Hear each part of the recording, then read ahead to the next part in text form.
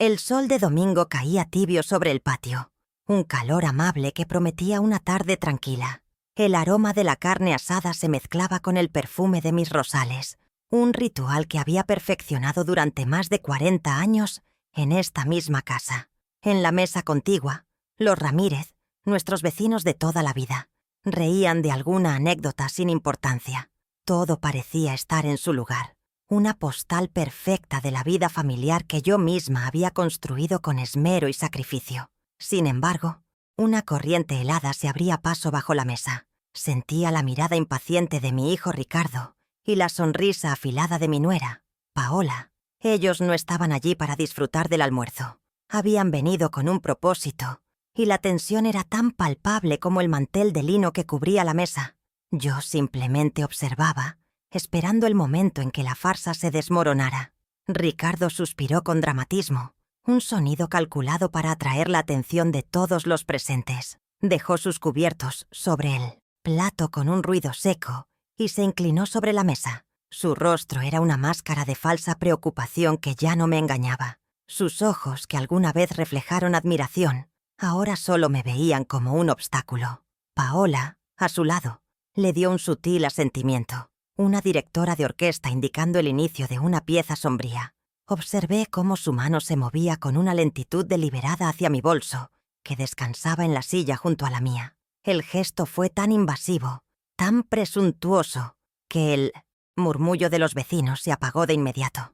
El silencio que cayó sobre el patio fue pesado, denso, como el que precede a una tormenta inevitable. Sabía lo que buscaba, y sabía que este era el comienzo de su gran error. Con una agilidad que desmentía su supuesta preocupación por mi bienestar, abrió mi bolso y extrajo el llavero. Las llaves de mi viejo coche, el compañero de mis últimos 25 años de servicio, tintinearon tristemente en su mano. Fue un acto de despojo, ejecutado con la frialdad de un cirujano y la arrogancia de un conquistador. Paola sonrió abiertamente, una sonrisa de suficiencia que no intentó ocultar, disfrutando de mi humillación pública. Los Ramírez desviaron la mirada hacia sus platos, fingiendo un repentino interés en su comida, pero sus hombros tensos los delataban. Me sentí expuesta, juzgada en el tribunal improvisado de mi propio jardín, bajo el sol que de repente parecía indiferente y cruel. Mi hijo sostenía las llaves en alto, no como un trofeo, sino como una prueba de mi supuesta incapacidad, de mi obsolescencia. «Basta, mamá», dijo Ricardo, su voz resonando en el silencio antinatural. «Ya no puedes conducir. Eres una vieja inútil al volante. Vendí el coche esta mañana. Es por tu propio bien». La frase «vieja inútil» quedó suspendida en el aire, un veneno que todos los presentes respiraron. Cada palabra había sido elegida para herir, para despojarme no solo de mi autonomía, sino de mi dignidad. Lo dijo con una calma aterradora, como si estuviera anunciando el pronóstico del tiempo, como si estuviera en su perfecto derecho de anularme como persona. La humillación fue profunda, un hierro candente sobre la piel, pero mi rostro permaneció sereno. Años de contabilidad me enseñaron a mantener la compostura, mientras los números revelaban desastres, y esto, ante todo, era un desastre de cálculo por su parte, un error fatal que le costaría muy caro. Levanté la vista del plato, encontrando su mirada sin vacilar. No alcé la voz. No permití que el temblor de mi interior se manifestara. Mi tono fue medido, casi quirúrgico, como el de una auditora que ha encontrado una discrepancia fundamental en las cuentas. «¿Vendiste mi coche de 25 años de servicio sin mi permiso?», pregunté. La pregunta no buscaba una respuesta, sino que establecía un hecho. Era una declaración de guerra envuelta en la seda de la cortesía. Dejé que la frase resonara, que todos entendieran la magnitud de la transgresión. No era solo un coche, era el último vestigio de mi independencia, el testigo de innumerables viajes al hospital cuando él era niño, las visitas a mis amigas, la libertad de moverme sin depender de nadie, y él lo había vendido como si fuera un trasto viejo, como si yo misma lo fuera. A mi lado, sobre una pequeña mesa auxiliar de hierro forjado, reposaba mi viejo maletín de cuero. Sus iniciales M.G., grabadas en oro desgastado, brillaban discretamente bajo el sol. Ricardo y Paola ni siquiera lo notaron, ciegos en su arrogancia. Para ellos, era solo otra reliquia de mi pasado, un objeto sin valor. No tenían idea de que dentro de ese maletín, entre viejos balances y recuerdos, se encontraba la escritura original de esta propiedad, el documento que probaba que yo era la única dueña de los 250 metros cuadrados que ellos pisaban con tanta soberbia. Era mi as bajo la manga, el testigo silencioso de que mi memoria, a mis 72 años, funcionaba con una precisión que ellos, en su avidez, habían olvidado por completo. Ese maletín era mi fortaleza. Mi hijo me miró con fastidio, como si mi pregunta fuera una impertinencia, una última pataleta de una anciana senil. Se guardó las llaves en el bolsillo y se recostó en su silla, dando por terminada la conversación. Creía haber ganado. Creía que la partida había finalizado con su movimiento maestro. Pero yo sabía que el juego real ni siquiera había comenzado. Él había movido un peón, sin saber que yo controlaba todo el tablero. La humillación pública dolía, por supuesto, pero la transformé en combustible. La indignación contenida se convirtió en una capa de hielo alrededor de mi corazón, preservando la calma necesaria para lo que vendría. No sabían que su mayor error no fue vender mi coche, sino subestimar mi capacidad para llevar las cuentas hasta el último céntimo. El almuerzo terminó en un silencio incómodo. Los vecinos se despidieron con prisas, evitando mi mirada. Ricardo y Paola se quedaron un rato más, supervisando su victoria, asegurándose de que yo entendiera mi nuevo lugar. Yo asentí, serví café, jugué el papel que me asignaron. Pero mientras ellos hablaban de sus planes, de lo mucho que mejoraría mi calidad de vida, sin las preocupaciones del coche, mi mente ya estaba a 3 movimientos por delante. Estaba calculando plazos, redactando diálogos y preparando las pruebas. La escritura en mi maletín no era solo un papel, era el guión de su caída, y yo me aseguraría de que la representación fuera memorable. Antes de seguir, quiero hacerte una pregunta. ¿Qué es lo primero que harías en mi lugar para recuperar el control? Cuéntamelo en los comentarios y, si crees que esta historia debe ser escuchada, apóyame con un like para que llegue a más personas. La palabra inútil rebotaba en las paredes de mi mente mientras lavaba las tazas del café. Cada eco me transportaba a un tiempo distinto, a una versión más joven de mí misma que sacrificó su presente por el futuro de Ricardo. Él no recordaba, o más bien elegía no recordar, que esta casa de 250 metros cuadrados no apareció de la nada.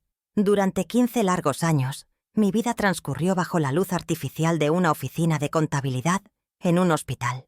Llegaba a las 10 de la noche, cuando la ciudad se dormía, y mi única compañía era el zumbido de las computadoras y el sonido rítmico de mi calculadora, una sinfonía monótona que pagaba cada ladrillo de su infancia.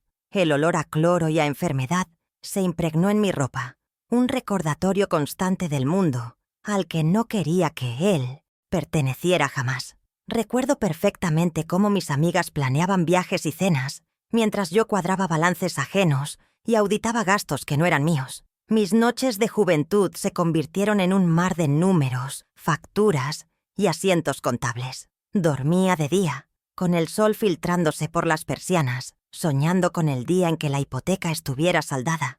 Ese día llegó, pero la libertad no se sintió como esperaba. Se sintió como el final de un turno y el comienzo de otro. Todo ese esfuerzo, esas 3.900 noches de trabajo ininterrumpido, fue mi inversión silenciosa en su seguridad. ¿Cómo podía alguien que durmió tranquilo gracias a mi insomnio atreverse a llamarme inútil? ¿Acaso el sacrificio tiene fecha de caducidad en la memoria de los hijos? Mientras yo luchaba con la contabilidad del hospital, Ricardo crecía en estas habitaciones, corría por este mismo patio, ajeno al precio real de su comodidad. Cada fiesta de cumpleaños, cada libro escolar, cada juguete, era posible, porque su madre renunciaba a un pedazo de su propia vida en la oscuridad de una oficina.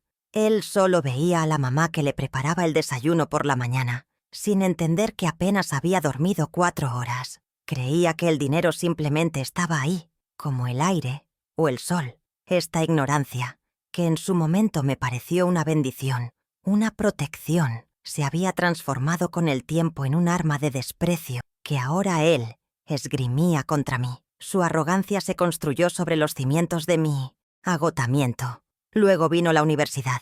La carta de aceptación fue uno de los días más felices de mi vida, la culminación de todos mis esfuerzos nocturnos. Ricardo quería estudiar administración de empresas en la mejor institución del país, y la matrícula costaba una fortuna. Sin dudarlo, me presenté en el banco.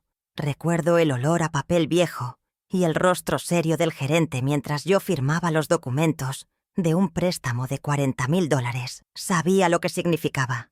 Otros 5 años de mitos, cientos, austeridad, de posponer cualquier lujo, cualquier capricho. Pero era por su educación, la herramienta que, según yo, le garantizaría una vida mejor que la mía. ¿Qué madre dudaría en darle a su hijo las alas para volar, sin importar el peso que tuviera que cargar en su propia espalda? El coche, mi modesto pero fiel compañero, ya empezaba a mostrar su edad en ese entonces. El mecánico me había sugerido cambiarlo, pero con el préstamo universitario, esa posibilidad se desvaneció. Cada vez que el motor tosía, yo pensaba en los libros de Ricardo, en su futuro como gerente.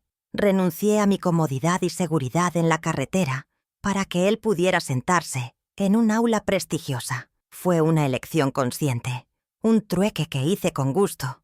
Veía mi coche viejo no como una señal de mi precariedad, sino como un símbolo de mi devoción, un recordatorio tangible de que su futuro siempre sería mi prioridad.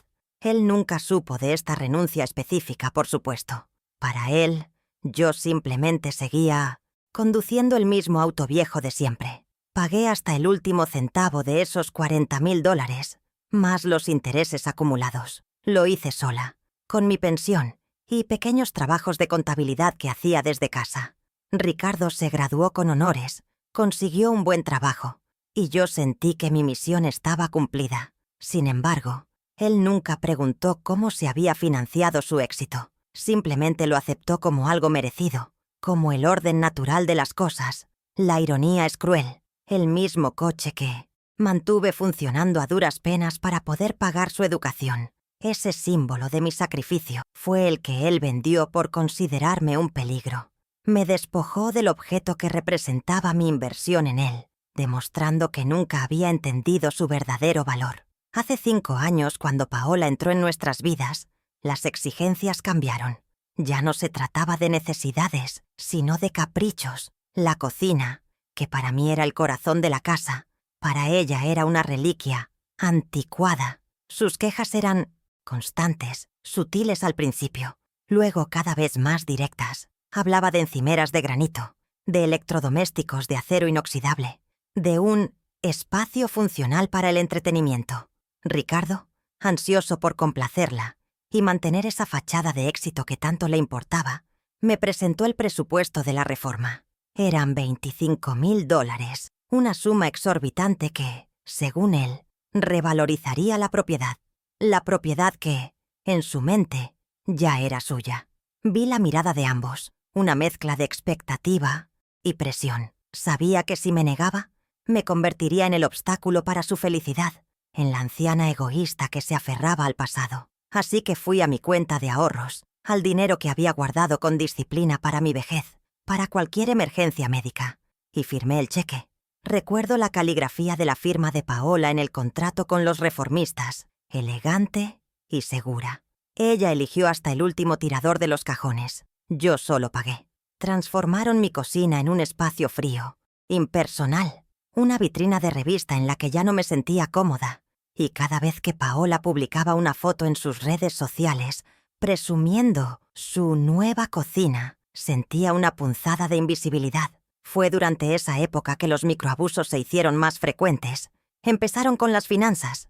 «Mamá, tú de números no entiendes nada. Deja que yo me ocupe de las facturas», me decía Ricardo con una condescendencia que helaba la sangre. Al principio lo justifiqué como un gesto de ayuda.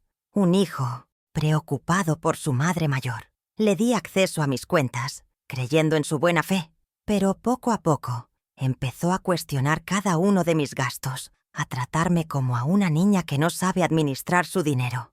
Me quitó el control de mis propias finanzas con la excusa de protegerme, cuando en realidad estaba construyendo los barrotes de mi jaula dorada.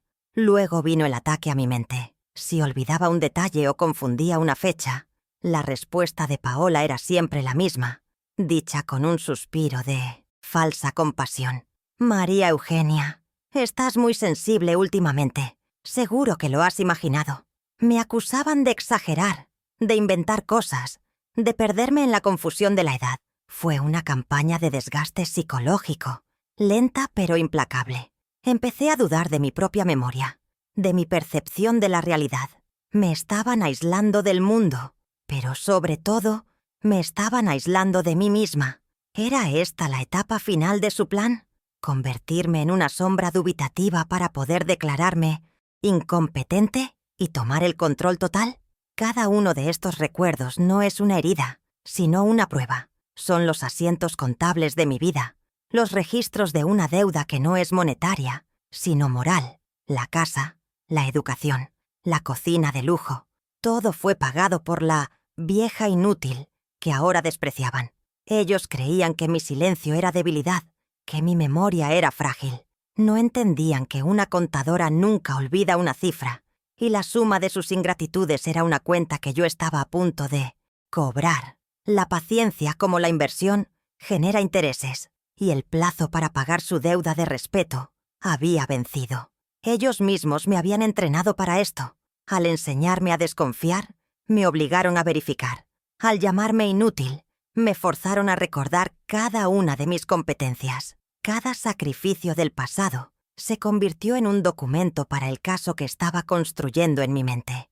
La firma que Ricardo me hizo estampar en aquel documento de actualización catastral hace 10 años, bajo engaños y con prisas, no fue mi sentencia, como él creía, fue la suya, porque en la letra pequeña de la vida, la ingratitud siempre anula cualquier contrato, y yo estaba lista para leerles las cláusulas en voz alta. La humillación del almuerzo no se disipó con la tarde, se asentó en mis huesos, fría y pesada, pero no era una frialdad que paraliza, sino una que concentra, que aclara la mente. Comprendí que lamentarme era un lujo que no podía permitirme y un tributo que ellos no merecían. La rabia, caliente e improductiva, se transformó en una determinación gélida. Era el momento de dejar de recordar y empezar a documentar. Fui a mi dormitorio y saqué de debajo de la cama el viejo maletín de cuero. Sus iniciales doradas, M.E., parecían mirarme, recordándome quién era yo antes de ser mamá o la abuela. Al abrirlo, el olor a papel antiguo y a cuero curado llenó la habitación. No era el olor del pasado, sino el aroma de la verdad, esperando pacientemente su momento. Mis manos no temblaban, se movían con la seguridad de quien conoce cada rincón de su archivo. Busqué entre viejas declaraciones de impuestos y títulos académicos hasta que mis dedos encontraron la carpeta de cartón que buscaba. Dentro, protegida por una funda de plástico, estaba la escritura original de la propiedad. La deslicé fuera con cuidado. El papel era grueso, de un color amarillento por el paso de las décadas. El sello del notario, con su relieve intrincado, era una marca de autoridad inmutable. Y allí, en una caligrafía impecable, estaba mi nombre, María Eugenia, sin socios, sin copropietarios, sin condiciones. Era la prueba irrefutable, el pilar sobre el que se construiría mi defensa.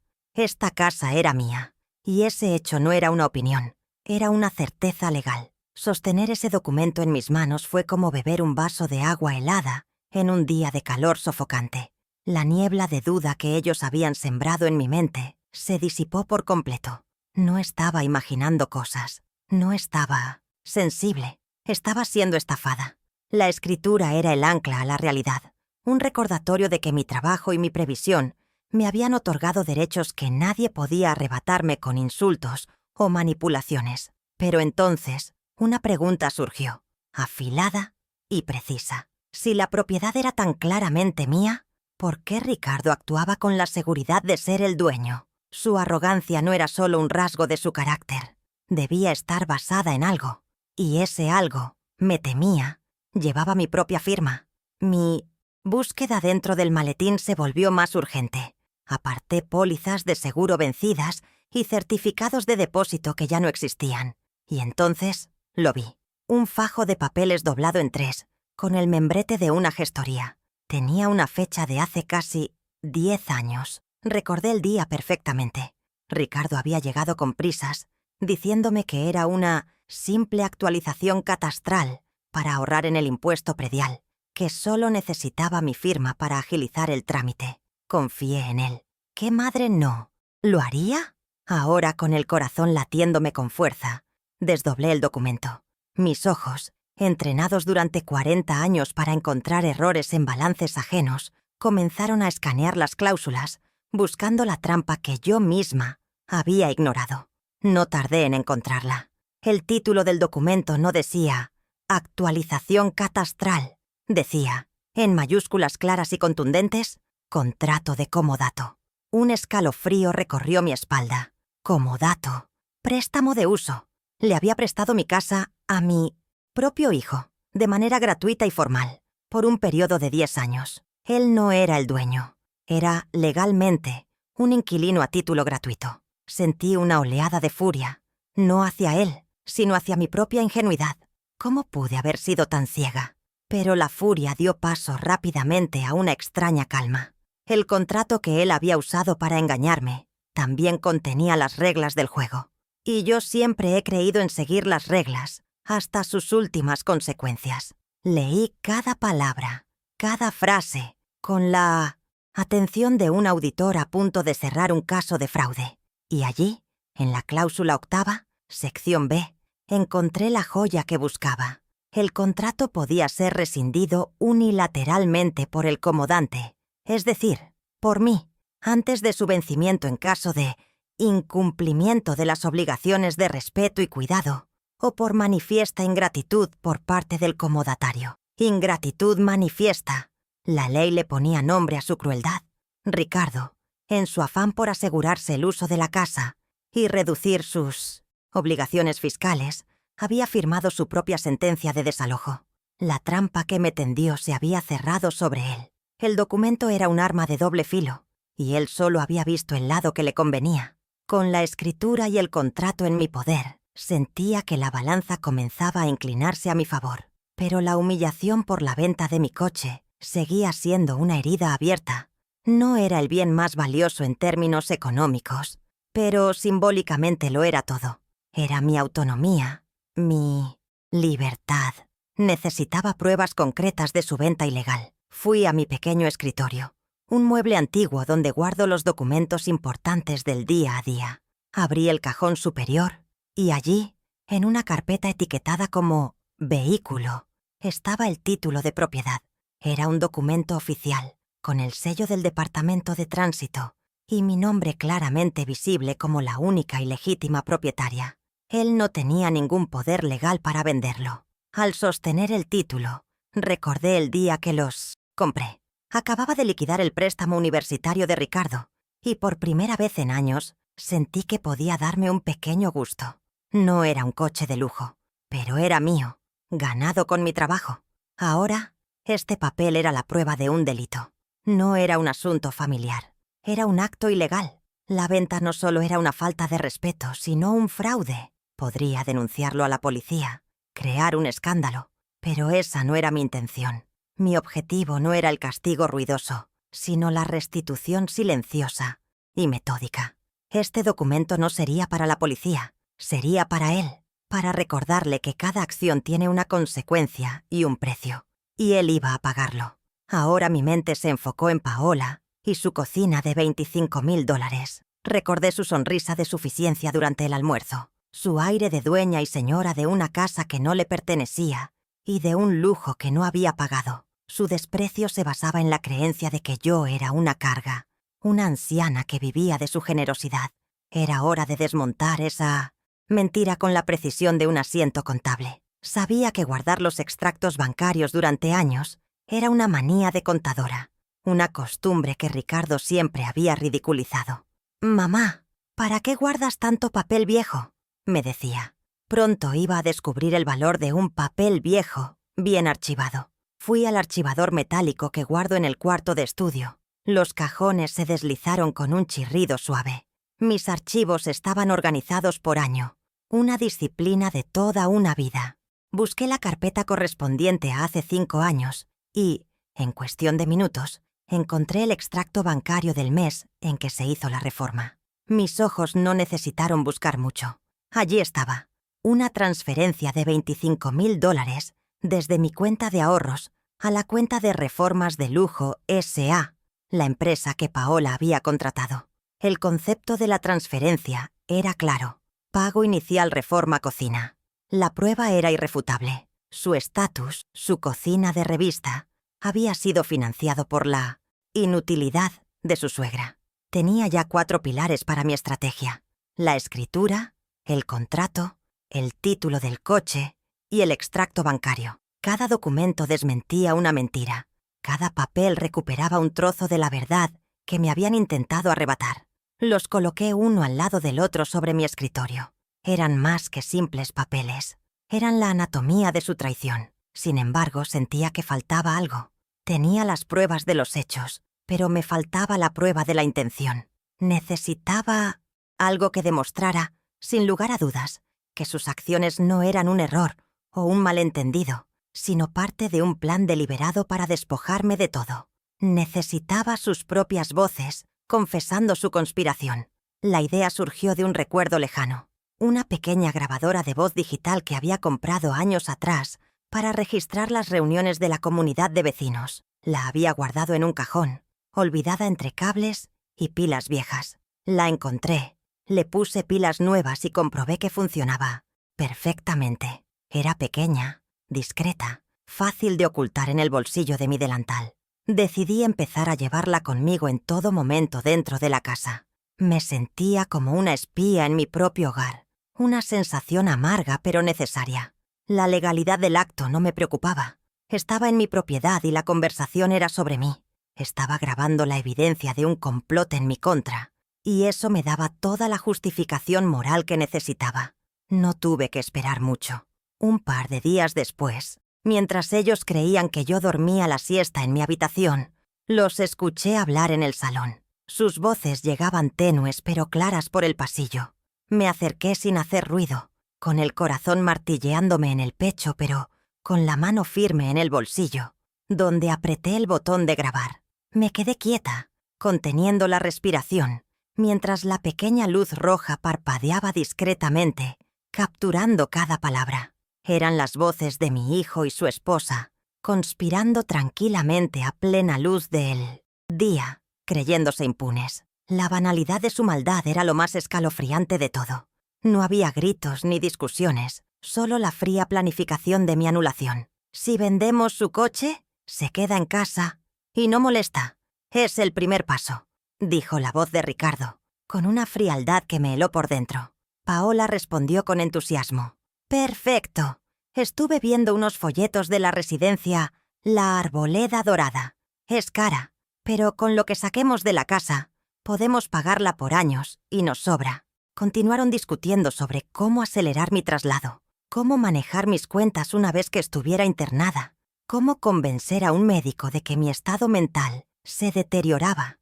Cada palabra era un clavo en el ataúd de la confianza que una vez les tuve. No solo querían mis bienes, querían borrarme, archivarme en un lugar bonito para que no estorbara en sus vidas. Más tarde, en la soledad de mi cuarto, me puse los auriculares y escuché la grabación. La calidad era sorprendentemente clara. Right, Ross. Voces de Ricardo y Paola, desprovistas de la falsa amabilidad que usaban conmigo, revelaban su verdadera naturaleza. Eran codiciosos, crueles y, sobre todo, arrogantes. Creían que yo era demasiado vieja, demasiado lenta, demasiado inútil para darme cuenta de su plan. Esta grabación era la pieza final, la que unía todos los demás documentos. No solo probaba sus actos, sino que iluminaba la intención maliciosa detrás de ellos. Era el veneno y el antídoto al mismo tiempo. Era la prueba definitiva de la ingratitud manifiesta que anularía su contrato. Ahora sí, el rompecabezas estaba completo. Sobre mi cama, de forma simbólica, extendí las 5 pruebas de mi caso. la escritura de la propiedad, que establecía mi poder, el contrato de comodato, que contenía su trampa autoimpuesta, el título del coche, que probaba su delito, el extracto bancario, que desmentía su lujo, y la grabación, que revelaba su alma oscura. Ya no era una víctima confundida, era una estratega con un arsenal completo. Mi formación como contadora me había preparado para esto toda la vida. Reunir evidencias, seguir el rastro del dinero y las mentiras, y preparar un balance final donde cada cuenta quedara saldada. El siguiente paso no era confrontarlos, era preparar el escenario para la auditoría final. La sensación que me embargaba no era de venganza, sino de una justicia inevitable. Era como llegar al final de un largo y complejo balance contable y encontrar que, después de todo, los números cuadran. Ellos habían abierto una cuenta de desprecio y abuso, y yo me iba a encargar de que el saldo quedara a cero. Mi plan comenzó a tomar forma en mi mente, no como una explosión de ira, sino como una secuencia de movimientos lógicos y calculados. Tenía los activos, conocía los pasivos. Solo necesitaba convocar a la junta de accionistas para presentar los resultados. Y esa junta, decidí, se celebraría en mis términos, en mi casa y bajo mis reglas. Comencé a guardar cada prueba en un sobre individual, etiquetándolo con una caligrafía precisa. Sobre 1, propiedad. Sobre 2, contrato. Sobre 3, vehículo. Sobre 4, financiación. Sobre 5, intención. Al hacerlo sentía cómo recuperaba el control no solo de mis bienes, sino de mi propia narrativa. Ellos habían intentado escribir el último capítulo de mi vida, uno donde yo terminaba sola, senil y despojada. Pero ahora yo sostenía la pluma, y el final que estaba escribiendo era uno que ellos jamás habrían podido imaginar. Su subestimación no fue solo un insulto. Fue el error táctico que me dio la ventaja que necesitaba para ganar esta guerra silenciosa. La pregunta que ahora flotaba en mi mente era: ¿cuál sería el escenario perfecto para presentar estas pruebas? No podía ser una conversación casual. No podía ser una pelea a gritos. Debía ser un acto formal, casi teatral, donde la verdad se revelara de forma tan contundente que no dejara lugar a réplicas ni a excusas. Necesitaba una audiencia, aunque fuera pequeña, para que su humillación no fuera solo legal, sino también social. Su obsesión por las apariencias, por el qué dirán, sería su talón de Aquiles. Y yo planeaba apuntar mi flecha directamente a ese punto débil. La estrategia estaba clara, solo faltaba ejecutar los movimientos preliminares. El primer paso era buscar asesoramiento profesional. Aunque mi conocimiento contable me había permitido entender los documentos, necesitaba la validación y la fuerza de un experto legal para ejecutar mi plan sin cometer errores. No podía permitirme un solo fallo. Recordé a un viejo colega de mi época en el hospital, un hombre cuya esposa era una abogada de reputación intachable, especializada en derecho inmobiliario. Decidí que esa sería mi primera llamada al día siguiente. No buscaría un abogado de familia que me aconsejara reconciliación. Necesitaba un tiburón. Alguien que entendiera que esto no era un drama familiar, sino la defensa de un patrimonio y una vida. Mientras el sol se ponía, miré por la ventana de mi habitación, el jardín que tanto amaba, el mismo jardín donde había sido humillada. Pero ahora lo veía con otros ojos. No era solo mi hogar, era mi territorio, mi fortaleza. Cada rosal, cada baldosa me pertenecía, y estaba dispuesta a luchar por ello, con todas las herramientas a mi disposición. La vieja inútil estaba a punto de dar una lección magistral de contabilidad y de justicia, y el primer asiento en el libro de deudas que estaba a punto de saldar sería asegurar que mi plan fuera legalmente impecable. El juego, por fin, había comenzado en serio. El lunes por la mañana, el sol entraba por la ventana con una indiferencia casi insultante, pero para mí era el inicio de una nueva era, una marcada por la acción y no por la resignación. A las 9 en punto, con una puntualidad que definía mi carrera, marqué el número de la abogada que mi colega me había recomendado. No quería un terapeuta familiar que me hablara de perdón, ni un mediador que buscara un punto medio. Necesitaba un estratega, un experto en la fría letra de la ley inmobiliaria. Al escuchar la voz profesional y segura al otro lado de la línea, supe que había tomado la decisión correcta. Concerté una cita para esa misma tarde. Colgué el teléfono y sentí que la primera pieza del engranaje de mi plan encajaba en su lugar con un clic satisfactorio y definitivo. La oficina del abogado era un espacio de poder silencioso, paredes cubiertas de títulos, muebles de madera oscura y el suave murmullo del aire acondicionado.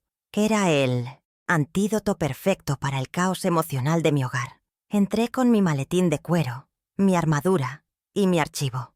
No me presenté como una madre desconsolada, sino como una cliente con un caso. Saqué los documentos y los expuse sobre la pulida mesa de caoba en el orden exacto en que los había encontrado. La escritura, el contrato de comodato, el título del coche, el extracto bancario. Finalmente coloqué la pequeña grabadora digital en el centro.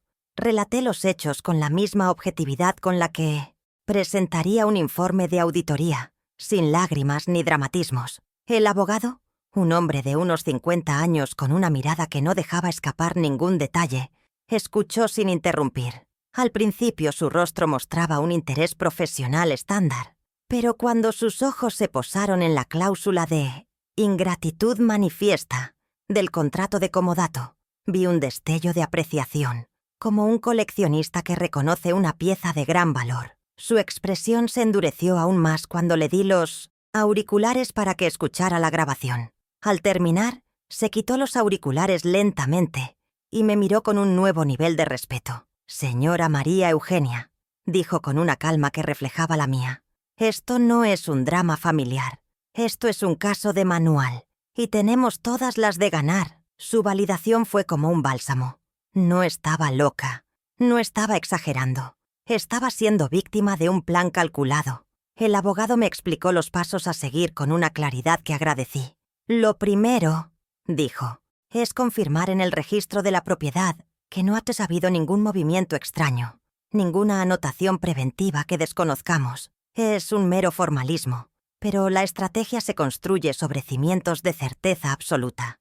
Me aseguró que tendría esa información al día siguiente. Salí de su despacho sintiéndome más fuerte, con un plan de acción validado por un profesional. Ya no estaba sola en esto. Tenía la ley de mi lado y a un experto para esgrimirla como un arma. El martes por la tarde, puntualmente a las 4, llegó un correo electrónico a mi tableta. El asunto era simple. Informe registral. Mi corazón dio un vuelco. Una última punzada de duda. ¿Y si habían logrado hacer algo a mis espaldas? Abrí el archivo adjunto. Era un documento oficial, lleno de jerga legal, pero el resumen era inequívoco. La propiedad estaba a mi nombre, libre de cargas y gravámenes. Ninguna transferencia, ninguna hipoteca secundaria, ninguna nota marginal. La titularidad era mía, pura y simple. La confirmación digital del siglo XXI reafirmaba la verdad del papel amarillento del siglo XX que guardaba en mi maletín. En ese momento supe, sin la más mínima sombra de duda, que el tablero de juego era mío. Con la certeza de la propiedad, el siguiente movimiento era proteger mi liquidez, mi dinero, los ahorros de toda una vida de trabajo que Ricardo manejaba con una insultante familiaridad. No podía permitir que, en un arrebato de pánico o de malicia, vaciara mis cuentas antes de que yo pudiera actuar. Era una medida defensiva, una que debía ejecutar con rapidez y sigilo. Llamé de nuevo a mi abogado y le comuniqué mi decisión. Preparó la documentación necesaria para revocar cualquier poder que Ricardo tuviera sobre mis activos. Me explicó que el trámite era sencillo, pero el impacto sería demoledor para mi hijo. Sería la primera señal de que su control absoluto había terminado, aunque él aún no lo supiera. El miércoles a las 11 de la mañana me presenté en mi sucursal bancaria. No fui sola. El abogado envió a un joven pasante de su bufete, un gesto que me dio una enorme sensación de seguridad y formalidad. El gerente del banco nos recibió en su oficina. Era un hombre que me conocía de toda la vida, que me había visto depositar mis modestos ahorros semana tras semana. Le presenté el documento de revocación notariado. No hice comentarios, no di explicaciones. El gerente leyó el papel. Me miró con una mezcla de sorpresa y comprensión. y procedió a ejecutar la orden. Mientras firmaba los formularios finales, sentí que estaba cortando el último cordón umbilical tóxico que me unía a la dependencia de mi hijo. La orden de revocación, me informó el gerente, sería efectiva a partir del viernes a la medianoche. El plazo era perfecto. Le daría a Ricardo 2 días más de falsa seguridad. 2 días en los que seguiría creyendo que tenía el control total de mi mundo. Este movimiento silencioso era crucial. Si se enteraba antes de tiempo, podría intentar alguna maniobra desesperada. Pero de esta manera, su poder se desvanecería en el silencio de la noche del viernes sin que él se diera cuenta. La primera puerta de su imperio se había cerrado con llave y solo yo tenía el control. ¿Se daría cuenta cuando su tarjeta de crédito fuera rechazada? La idea me produjo una satisfacción fría y precisa. Asegurada la propiedad y blindado el dinero, llegaba el momento más delicado, poner el cebo. Necesitaba reunirlos en mi territorio, en un escenario que yo controlara por completo. Una confrontación directa y sorpresiva no serviría. Se pondrían a la defensiva, gritarían, negarían todo. No, la revelación debía ser metódica, casi ceremonial. Y para atraerlos, tenía que apelar a su motivación más profunda y oscura, la codicia.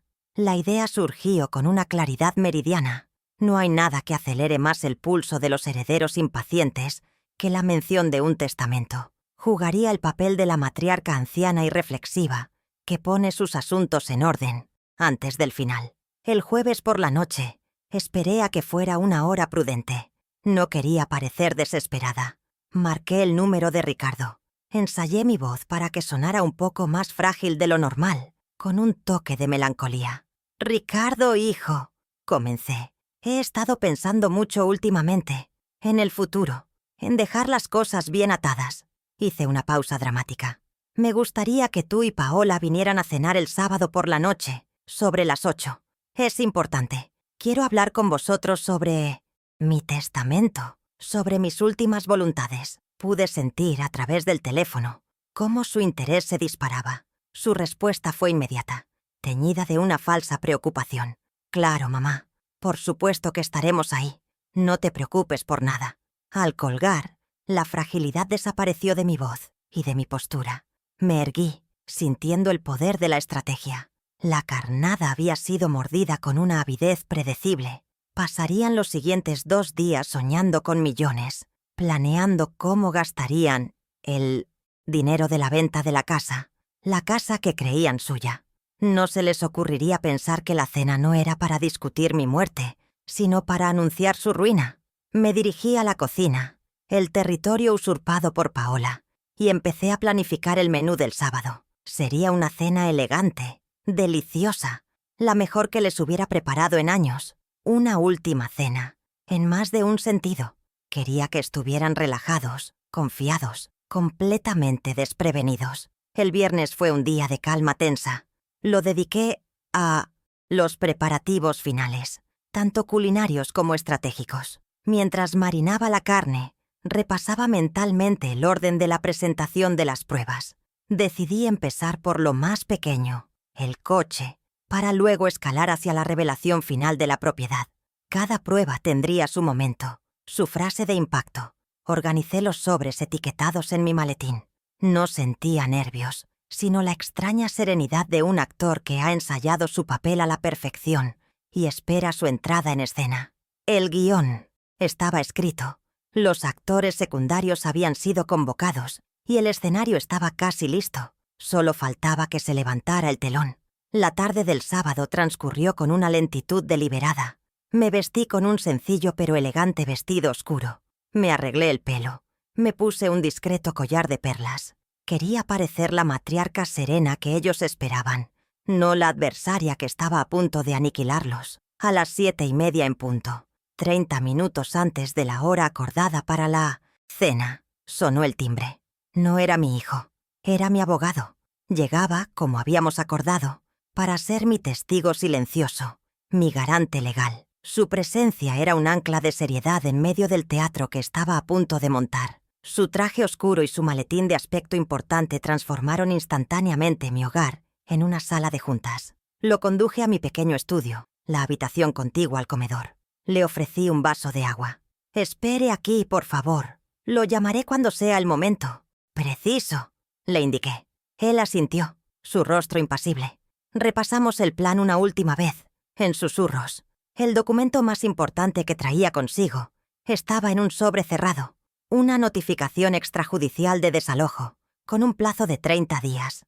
Tenía todos los fundamentos legales, citando la cláusula de ingratitud manifiesta del contrato de comodato. Era la estocada final, preparada y lista para ser entregada. Ver ese sobre en sus manos me dio la última dosis de confianza que necesitaba. No había vuelta atrás. Me senté en el salón, en mi sillón favorito, y esperé. El reloj de la pared marcaba los minutos con una solemnidad casi fúnebre. Podía oír los latidos de mi propio corazón, un ritmo constante y tranquilo. Miré a mi alrededor, al salón decorado con los recuerdos de toda una vida. Tantas alegrías, tantos sacrificios entre esas 4 paredes. Ellos habían intentado convertir mi santuario en su activo financiero, mi hogar en una simple propiedad a liquidar. Pero un hogar, defendido por una leona, es más que una fortaleza. Es un tribunal, y yo era la juez, el fiscal y el único testigo válido de los crímenes que se habían cometido allí. A las 8:05, las luces de un coche barrieron la ventana del salón. Eran ellos. El BMW X4 de Paola, un coche tan ostentoso como sus aspiraciones, se detuvo en la entrada. Apagué la lámpara de lectura a mi lado, dejando la habitación en una penumbra acogedora. Me levanté y caminé hacia la puerta principal. Cada paso era firme, deliberado. La vieja inútil estaba a punto de recibir a sus herederos. La mujer que, según ellos, no entendía de números, iba a presentarles un balance final que jamás olvidarían. Tomé una respiración profunda, no de ansiedad, sino de anticipación. El aroma del asado llenaba la casa, una promesa de normalidad que ocultaba la tormenta que estaba a punto de desatar. Puse la mano en el pomo de la puerta, sintiendo el metal frío bajo mi palma. Escuché sus voces fuera, riendo de algo. La despreocupación en su tono era la prueba final de su ceguera. Creían que venían a una cena para asegurar su futuro. No sabían que, al cruzar ese umbral, estarían entrando en el final de su vida tal y como la conocían. Abrí la puerta con una sonrisa serena en los labios. Ricardo, Paola, qué bueno que llegaron. Pasen, la cena está casi lista. La segunda fase de mi plan, la fase de ejecución, estaba oficialmente en marcha. Y yo estaba lista, más que lista. Estaba preparada. Ellos entraron, sonrientes, trayendo una botella de vino caro, un gesto que en otras circunstancias me habría conmovido. Paola me dio un beso en la mejilla que se sintió tan frío como el cristal. Ricardo me abrazó, un abrazo vacío de todo afecto genuino. «Huele delicioso, mamá», dijo, mirando alrededor como si ya estuviera midiendo las paredes para una nueva decoración. Los conduje hacia el comedor, donde la mesa estaba puesta con mi mejor vajilla, y las velas encendidas arrojaban un brillo cálido sobre la escena. Quería que todo fuera perfecto, que la belleza del momento contrastara brutalmente con la fealdad de la verdad que estaba a punto de ser servida como plato principal. Mientras se sentaban, admirando la mesa, yo me dirigí a la cocina por un momento. No era para buscar la comida, sino para tomar mi maletín de cuero, que había dejado discretamente en un rincón. Regresé al comedor y lo coloqué en la silla vacía a mi lado. Ellos lo miraron con curiosidad, pero no preguntaron. La codicia nublaba su percepción. Solo veían la promesa de una herencia, el final de sus problemas económicos. No veían el maletín que contenía su condena. La cena, pensé, no sería solo para discutir mi testamento. Sería para leerles el suyo. Un testamento de consecuencias, escrito por ellos mismos con cada acto de desprecio y cada palabra de humillación.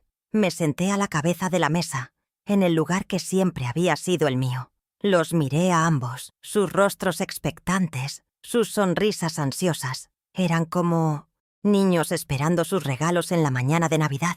Y, en cierto modo, iban a recibir exactamente lo que se merecían. Un regalo envuelto en justicia, atado con cintas de verdad irrefutable.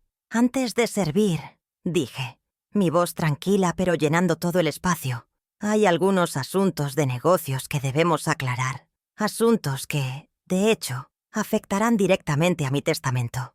La partida de ajedrez había terminado. Era hora de anunciar el jaque mate. El viernes por la tarde fue un interludio, de una paz casi surrealista. El sol se filtraba a través de las hojas de los árboles del jardín, dibujando patrones danzantes en el césped.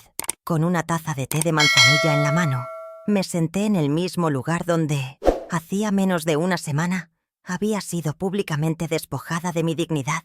Pero ahora el aire se sentía diferente. La humillación había sido reemplazada por una calma expectante.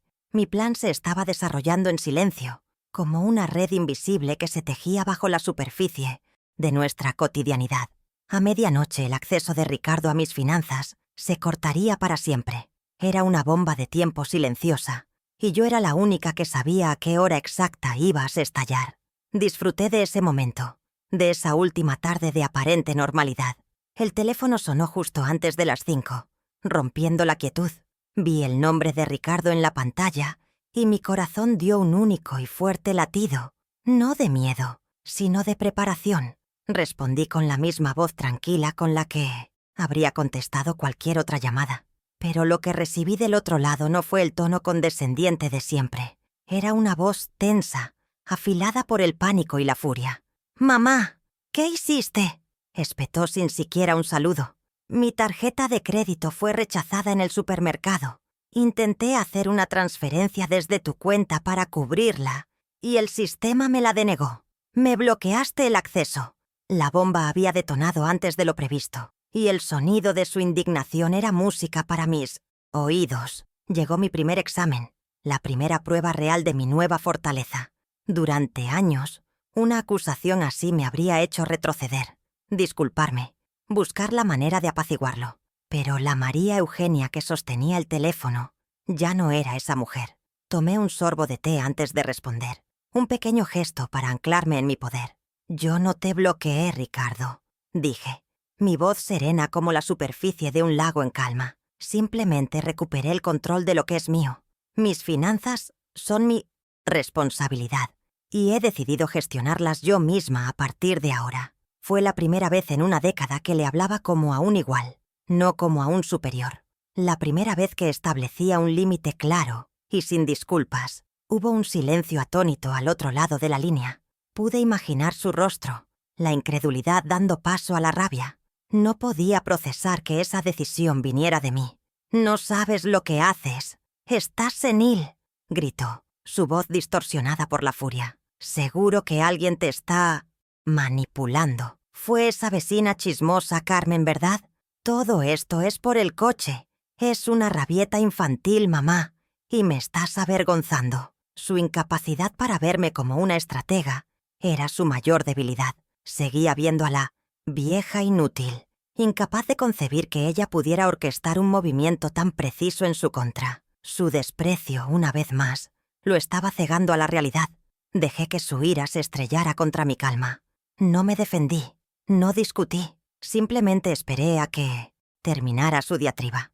«No es una rabieta, es una auditoría, Ricardo», respondí, eligiendo la palabra con una precisión quirúrgica.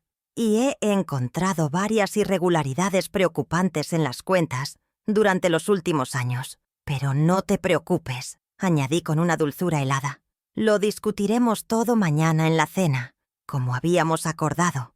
Asegúrate de ser puntual. Será una velada muy educativa para todos». Usar un término de mi propio mundo profesional, auditoría, fue como hablarle en un idioma extranjero que, sin embargo, entendió perfectamente como una amenaza. El cazador acababa de descubrir que estaba siendo observado por una presa que no era tan indefensa como creía. Antes de que pudiera articular una respuesta coherente, colgué. Un acto tan simple, tan pequeño, pero que se sintió como una declaración de independencia.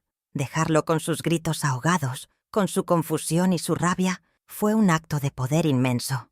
Me recosté en la silla, el corazón latiendo con fuerza, pero esta vez por la adrenalina de la victoria. Había ganado la primera escaramuza, había resistido su ataque, había mantenido mi posición y había aumentado la apuesta para el enfrentamiento final. La dinámica de poder entre nosotros se había alterado para siempre en esa breve llamada. Él ya no era el titiritero.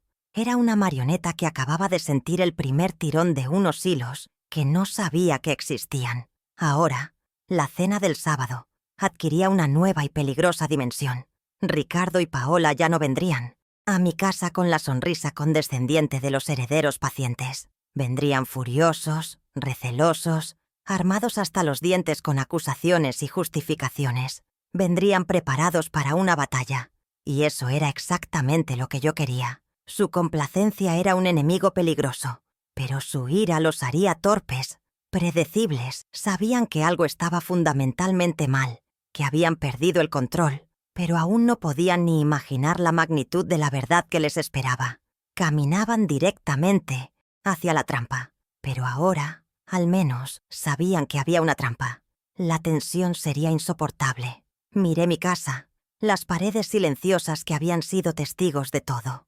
La calma que la envolvía era ahora la calma que precede a la batalla final. Esta pequeña victoria telefónica no había resuelto nada, pero me había demostrado que tenía la fuerza para llegar hasta el final.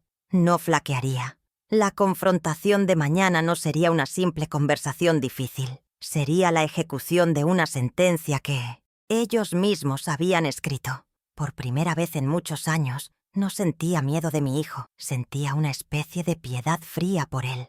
Ibas a aprender por las malas que el respeto, como el dinero, es algo que se gana con esfuerzo y se puede perder en un solo día de mala contabilidad. Llegaron a las 8 en punto, no con la alegría anticipada de herederos, sino con la rigidez de duelistas. La llamada del día anterior había encendido en ellos una furia recelosa.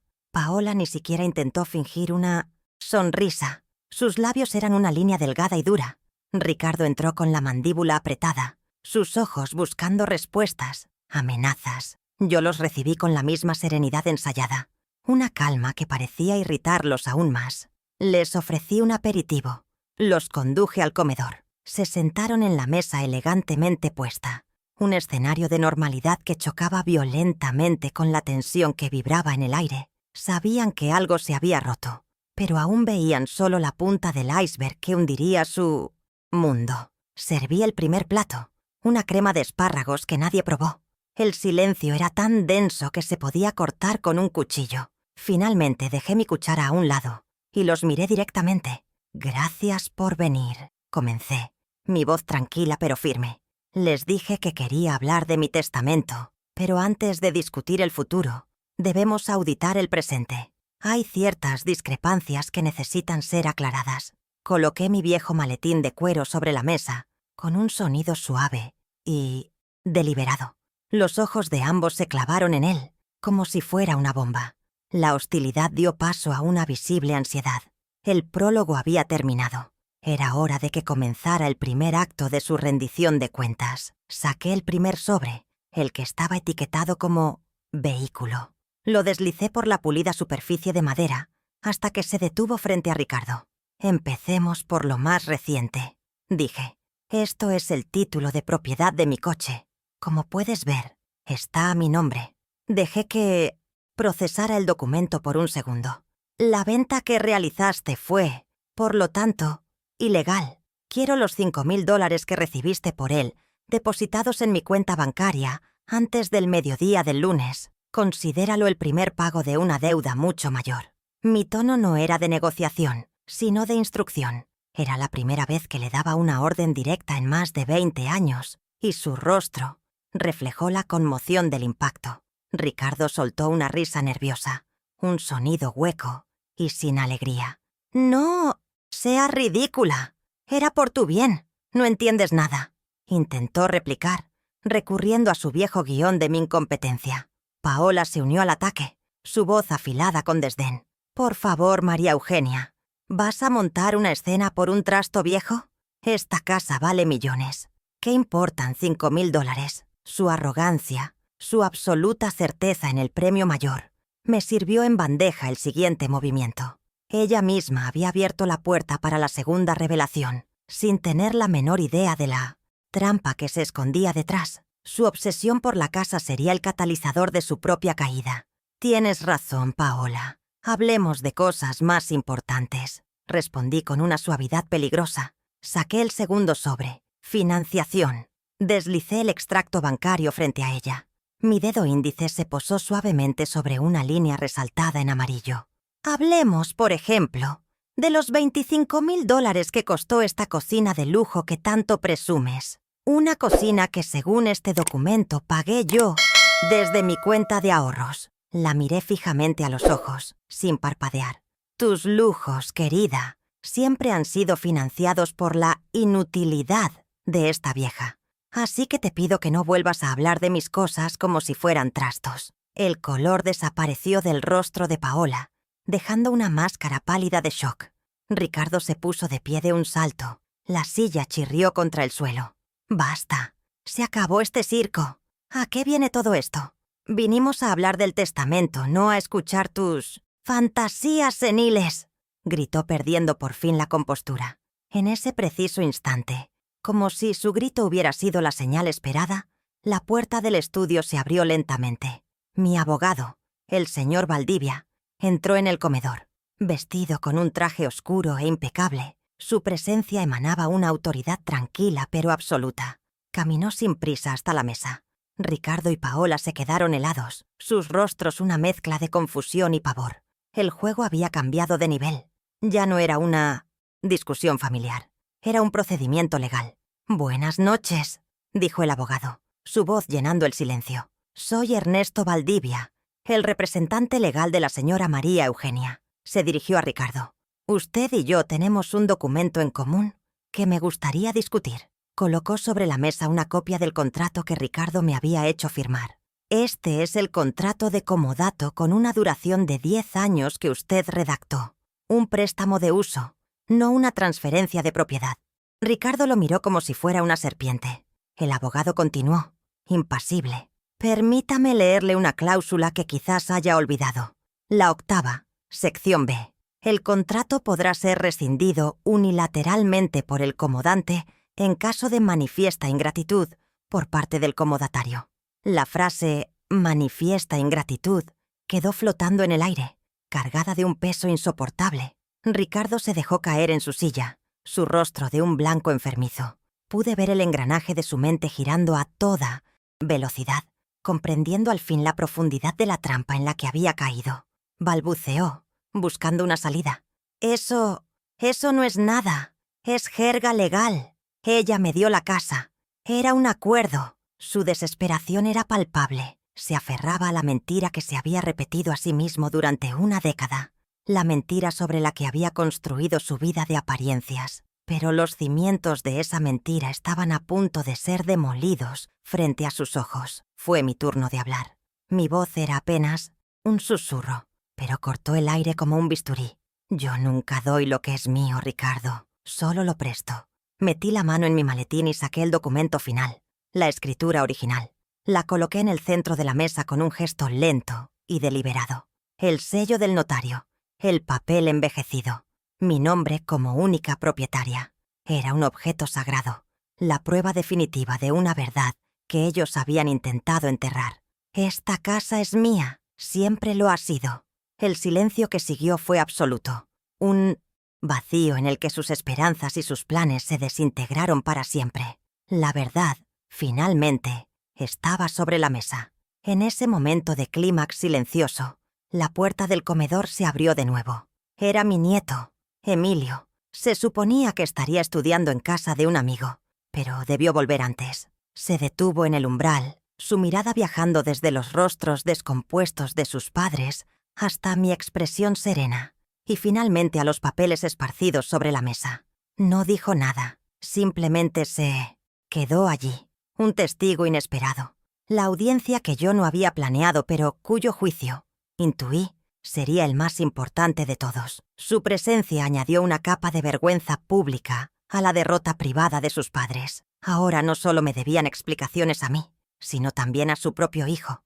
El abogado Valdivia carraspeó, rompiendo el hechizo. Tomó el sobre sellado que había traído consigo y lo deslizó suavemente frente a Ricardo. «Y el plazo de vuestra gratitud, lamentablemente, ha vencido», dijo con una formalidad implacable.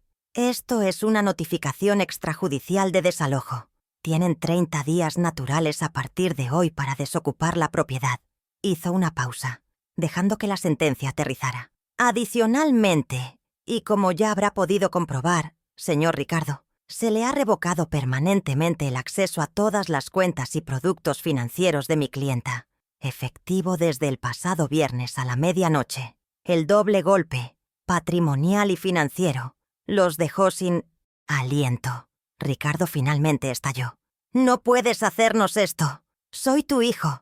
Después de todo lo que hemos hecho por ti, de cuidarte», gritó, su voz rota por la rabia y la desesperación. Paola comenzó a sollozar, un espectáculo de victimismo que ya no conmovía a nadie. «¿Cuidarme?», pregunté con una calma gélida. «Hablemos de vuestros cuidados». Saqué mi teléfono móvil, lo coloqué sobre la mesa y pulsé play. El audio de su conspiración llenó el comedor. Sus propias voces, claras y crueles, hablando de venderme el coche para que no molestara, discutiendo los folletos de una residencia, planeando mi exilio de mi propia vida. Cada palabra era una pala de tierra sobre la tumba de su credibilidad. La grabación terminó, dejando un eco de vileza en el aire. Las lágrimas de Paola se secaron instantáneamente, reemplazadas por una expresión de horror puro. Ricardo miraba el teléfono como si fuera un artefacto maldito. Ya no había negaciones, ni excusas, ni justificaciones posibles. Habían sido condenados por sus propias palabras, en su propia voz. El silencio que siguió fue diferente. No era un silencio de tensión, sino de finalidad. Era el silencio de un veredicto que acababa de ser leído en voz alta y que era inapelable. Había expuesto no solo sus acciones, sino la oscuridad de sus intenciones. Fue entonces cuando Emilio se movió.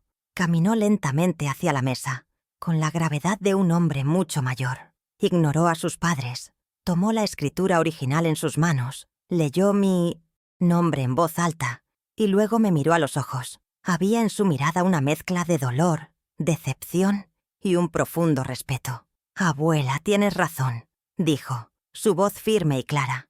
Dejó el documento sobre la mesa, dio la vuelta y se paró detrás de mi silla, colocando una mano protectora sobre mi hombro. Ese simple gesto fue la humillación final para sus padres. La brújula moral de su propio hijo acababa de señalarme a mí como el norte. La derrota de Ricardo y Paola fue total. En el lapso de 15 minutos, lo habían perdido todo. El acceso al dinero que financiaba su estilo de vida, el derecho a vivir en la casa que exhibían como propia. Y, lo más devastador de todo, la reputación y el amor a los ojos de su hijo. Estaban en bancarrota, no solo financiera, sino moralmente. Se quedaron sentados, inmóviles, como estatuas de sal, mirando la mesa puesta para una cena que nunca se comerían. Los arquitectos mudos de su propia y espectacular ruina. No había nada más que decir. La auditoría había concluido. Me levanté lentamente, sintiendo el apoyo de la mano de Emilio en mi hombro. Miré a los dos náufragos sentados a mi mesa. No sentía odio, ni siquiera triunfo, solo una inmensa y desoladora sensación de cierre, como la última página de un libro de contabilidad que finalmente cuadra. «La cena ha terminado», dije, mi voz suave pero con un filo de acero. «Les sugiero que empiecen a empacar. 30 días pasan muy rápido». Sin esperar respuesta me di la vuelta y, apoyada en mi nieto, caminé fuera del comedor, dejándolos solos con los restos de su festín de codicia y las cenizas de la vida que creían merecer. El sonido de nuestros pasos, alejándose por el pasillo, era el único ruido en la casa. Emilio no dijo nada, pero su mano en mi hombro era todo el apoyo que necesitaba. Me condujo al salón, me ayudó a sentarme en mi sillón y luego se sentó en el suelo, a mis pies, recostando su cabeza en mis rodillas como cuando era un niño pequeño. Le acaricié el pelo, mirando hacia el comedor ahora oscuro. La batalla había terminado. Había sido una batalla silenciosa, librada no con gritos, sino con documentos, no con violencia, sino con la verdad, y la había ganado. Había recuperado mi casa, mi dinero, y lo más importante de todo, mi dignidad. No hubo más gritos ni discusiones. Unos minutos después, escuché la puerta principal abrirse y cerrarse con un golpe seco. Se habían ido. La casa, por primera vez en años, se sentía completamente mía de nuevo. El aire parecía más ligero, más limpio. Miré a Emilio, que tenía los ojos cerrados, y supe que no todo estaba perdido. En medio de la ruina de una relación, otra se había fortalecido. Había perdido un hijo, pero había recuperado a un nieto. Y en esa extraña contabilidad del corazón, sentí que, a pesar de todo el dolor, el balance final era positivo. El futuro, aunque incierto, volvía a pertenecerme. Sabía que los próximos 30 días no serían fáciles. El proceso de desalojo podría ser desagradable. Pero ya no. Les tenía miedo. Había demostrado, a ellos y a mí misma, que no era una víctima indefensa. Era una mujer que sabía leer la letra pequeña, tanto en los contratos como en la vida. Y esa competencia, que ellos tanto habían despreciado, había sido mi salvación. La vieja inútil les había dado una lección final, una lección sobre el verdadero significado de la propiedad, la gratitud y las consecuencias. Una lección que, esperaba, nunca olvidarían. Miré mi maletín de cuero, que había quedado sobre una mesita auxiliar. Parecía un viejo soldado descansando después de una larga campaña. Contenía las armas de mi victoria, las pruebas de mi verdad.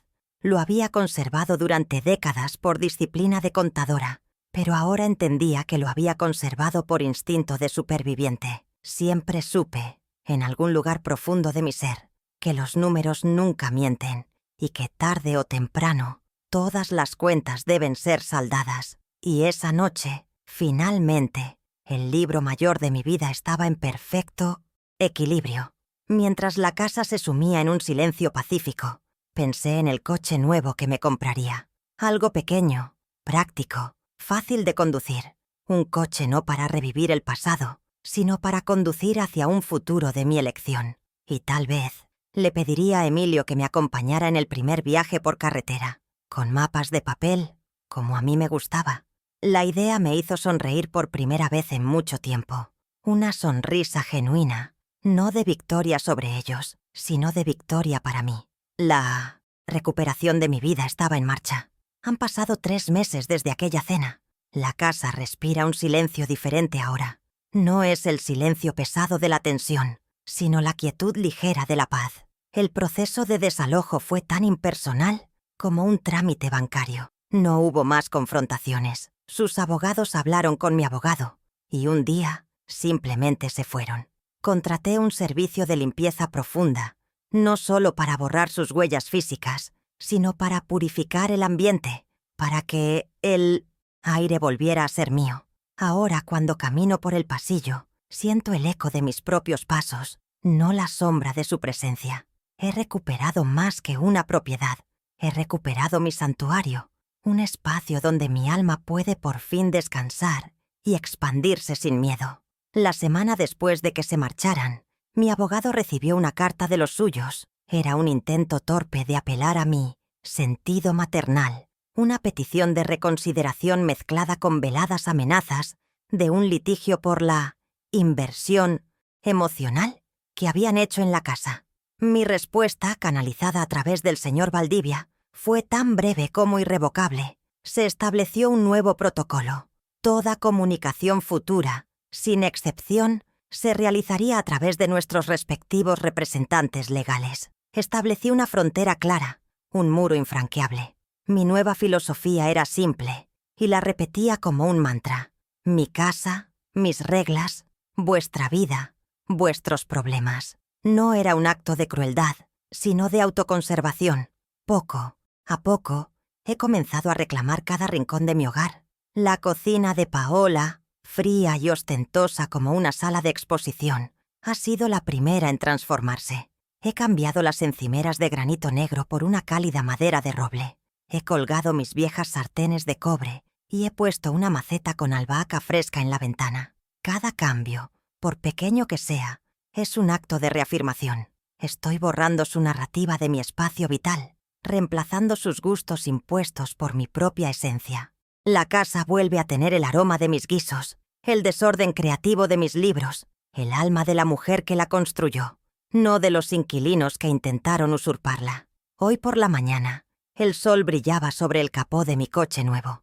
Es un Kia Picanto, de un brillante color rojo cereza, pequeño, eficiente y completamente mío. Costó $15,000. pagados al contado con el dinero que ahora administro con un celo renovado. El olor a nuevo es el perfume de la independencia recuperada. Sostener el volante se siente diferente a como lo recordaba. No es solo un medio de transporte, es una declaración. Es la prueba tangible de que no soy una vieja inútil, sino una mujer de 72 años que está aprendiendo a conducir de nuevo. No porque lo haya olvidado, sino porque elige hacerlo, en sus propios términos y a su propio ritmo. En el asiento del copiloto, Emilio me sonríe con paciencia. En lugar de reprenderme cuando calo el motor, me dice: «Tranquila, abuela, tienes todo el tiempo del mundo». Él es mi instructor, mi cómplice en esta nueva aventura. Las clases en la autoescuela me dieron la técnica, pero Emilio me está devolviendo la confianza que Ricardo y Paola me robaron. Cada semáforo en verde es una pequeña victoria.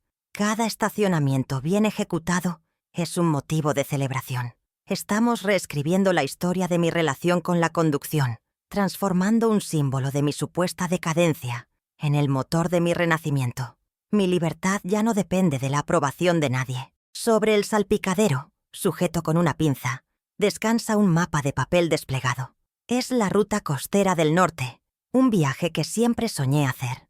Emilio y yo lo planeamos juntos durante las tardes, marcando pequeños pueblos pesqueros y miradores con un lápiz. Él se ríe de mi aversión a los GPS, pero respeta mi amor por lo tangible, por trazar un camino con mis propias manos. El viaje no es solo un destino, es un propósito. Es la promesa de crear nuevos recuerdos que no estén manchados por el pasado, de llenar mis días con el sonido de las olas y la brisa del mar, en lugar del eco de las mentiras y el desprecio. Mi nieto se ha convertido en mi ancla y mi vela. Viene a cenar 3 veces por semana. Cocinamos juntos, discutimos sus casos de la Facultad de Derecho y me ayuda con la tecnología que a veces se me resiste. Nuestra relación se ha forjado en el crisol de la verdad y el respeto mutuo. A través de sus ojos veo un futuro para mi legado. No un legado de propiedades y dinero, sino de valores. La integridad, la resiliencia y la importancia de defender lo que es justo.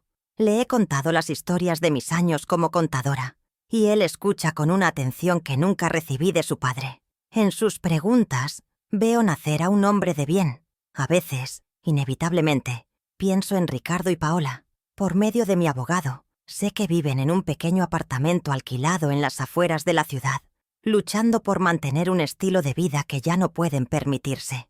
No siento alegría por su situación, ni rencor. Siento la impersonal satisfacción de un contable que ve cómo un balance, después de un largo y doloroso ajuste, finalmente cuadra. Sus vidas son el resultado de sus propias decisiones, la consecuencia lógica de sus actos. Son una cuenta saldada, un expediente cerrado en el archivo de mi vida. Les deseo paz, pero se la deseo lejos de mí. He aprendido que el patrimonio más valioso que una persona posee no es una casa de 250 metros cuadrados, ni una cuenta bancaria saneada. Es la dignidad, es el derecho a tomar tus propias decisiones, a ser el autor de tu propia vida hasta el último aliento.